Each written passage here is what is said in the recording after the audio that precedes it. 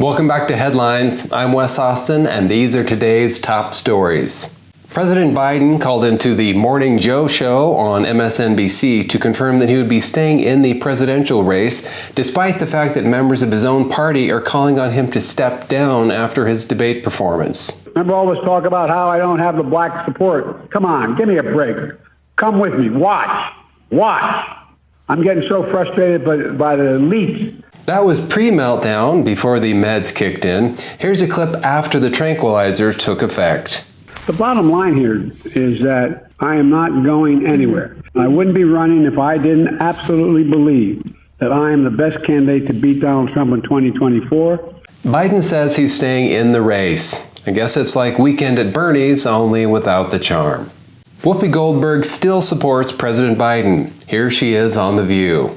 I don't care if he's pooped his pants. I don't care if he can't put a sentence together. Show me he can't do the job, and then I'll say, okay, maybe it's time to go. Did you catch that? According to Whoopi, soiling yourself and not being able to put a sentence together, apparently they don't have any bearing on whether you can do the job as president.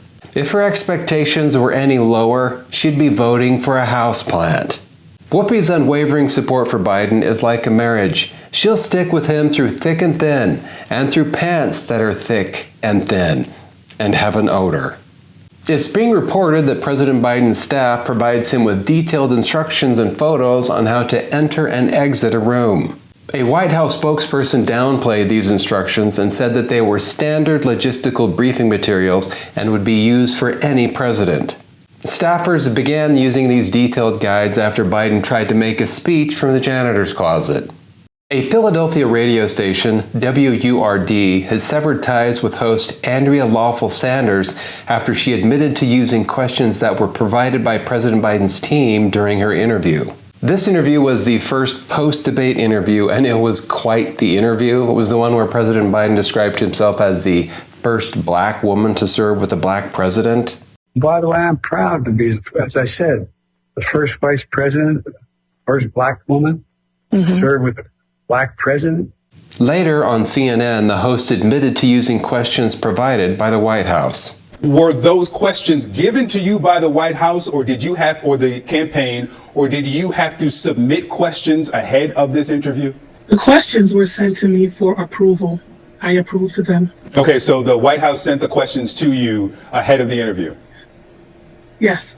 The radio station's president and CEO said the interview featured predetermined questions provided by the White House, which violates our practice of remaining an independent media outlet accountable to our listeners. As a result, Ms. Lawful Sanders and WURD Radio have mutually agreed to part ways effective immediately. So even after being given pre-written questions, Biden still managed to say that he was the first black woman to serve with a black president. Look, maybe Biden has a little bit of Kamala in him. Biden's new strategy: if you can't be coherent, you can at least be creative. Today's news wasn't good, but it could be worse, and I'm sure it will be by tomorrow. Thanks for watching Headlines. I'm Wes Austin. Good night.